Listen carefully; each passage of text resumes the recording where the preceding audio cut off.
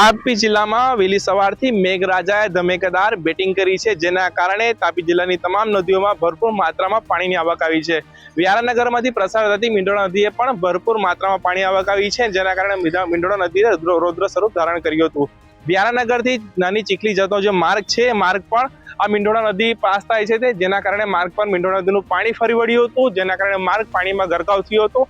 જે બાદ પાણી ઓસર્યા બાદ માર્ગ પર તરાજીના દ્રશ્યો સર્જાયા છે। આપ દ્રશ્યમાં જે જોઈ રહ્યા છે તે માર્ગ પર અવરજવર લોકોને તકલીફ પડી રહી છે। અને જે મુજબ માર્ગની વાત કરીએ તો આજથી 5 મહિના પૂર્વે જ આ માર્ગનું નિર્માણ કરવામાં આવ્યું હતું, પરંતુ ભ્રષ્ટાચારની અને ખાયકી નીતિના કારણે માર્ગની આ દશા દેખાઈ રહી છે કે 5 મહિના પૂર્વે આ માર્ગનું નિર્માણ કરવામાં આવ્યું હતું ને પ્રથમ વખત આ માર્ગ પર પાણીનો જે પાણી આવી રહેતા આજે માર્ગ ધોવાયો છે, ત્યારે ખબર પડે છે કે ભાઈ માર્ગ કઈ સ્થિતિમાં કઈ હલકી ગુણવત્તા તરીકે બનાવવામાં આવે છે, જેના કારણે આજે આ સ્થિતિનું નિર્માણ થયું છે।